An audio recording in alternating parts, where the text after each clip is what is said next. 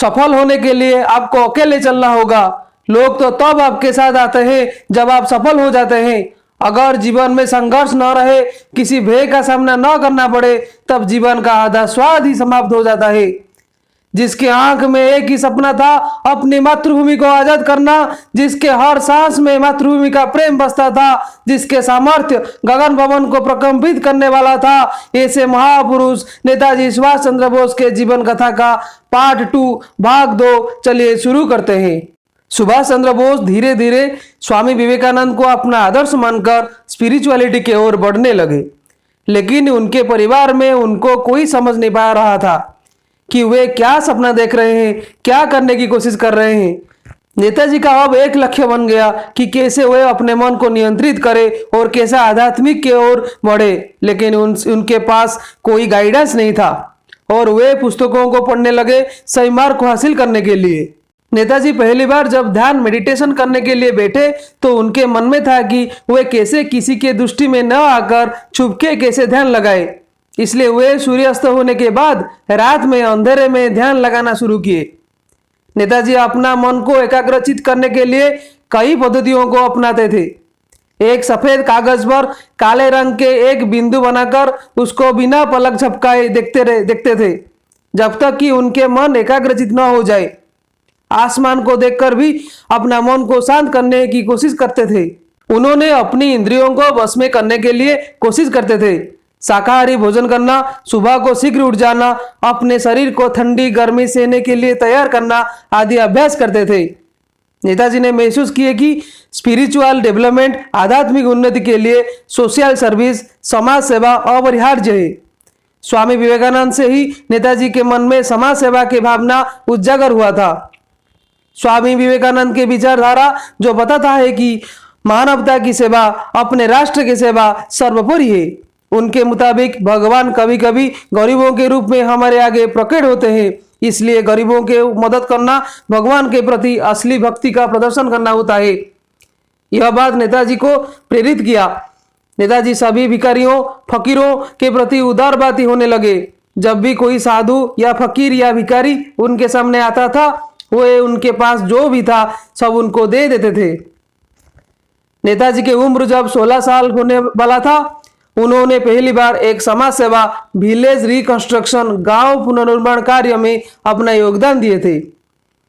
उन्होंने अपने दोस्तों के साथ कटक शहर के पास में एक गांव को समाज सेवा करने के लिए गए।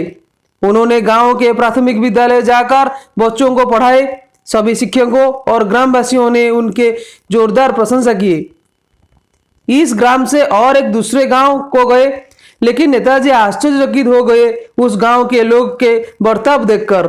उन ग्रामवासियों ने नेताजी के अच्छे पहनावा को देखकर उनको टैक्स कलेक्टर, कर संग्राहक समझकर वहां से भाग गए। नेताजी को बहुत दुख हुआ। नेताजी को अब थोड़ा थोड़ा समझ आने लगा कि अंग्रेज कैसे क्रूरता से लोगों से कर वसूल करते थे।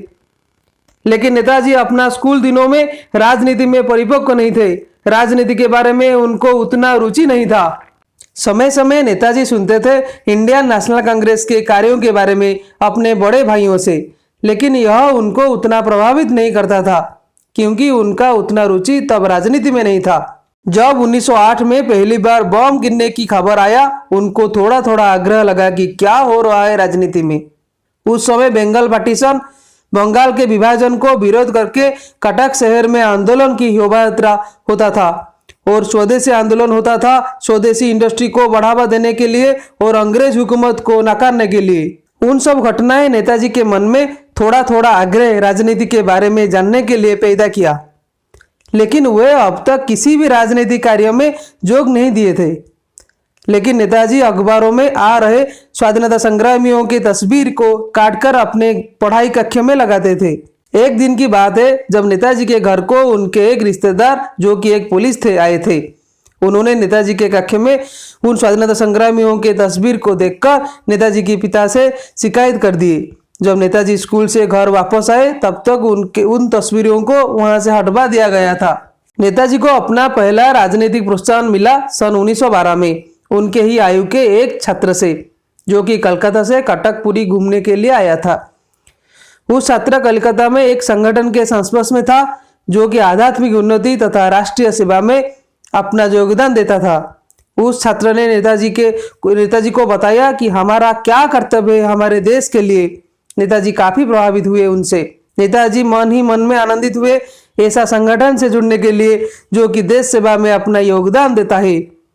उस छात्र जब कलकत्ता वापस लौट गया, वहां कलकत्ता में हुए उस संगठन को नेताजी के बारे में बताया और नेताजी उस संगठन के मुख्य के साथ संपर्क में आए पत्र के माध्यम से। ऐसे ही नेताजी के जीवन में देश सेवा तथा राष्ट्रीय राजनीति प्रवेश किया, जो कि उनके जीवन को एक महान उद्देश्य दे दिया। नेताजी ने मार्च 1913 को अपना मैट्रिक परीक्षा मैट्रिकुलेशन एग्जाम दिए और समग्र यूनिवर्सिटी विश्वविद्यालय में दूसरा सेकंड पोजीशन प्राप्त किए।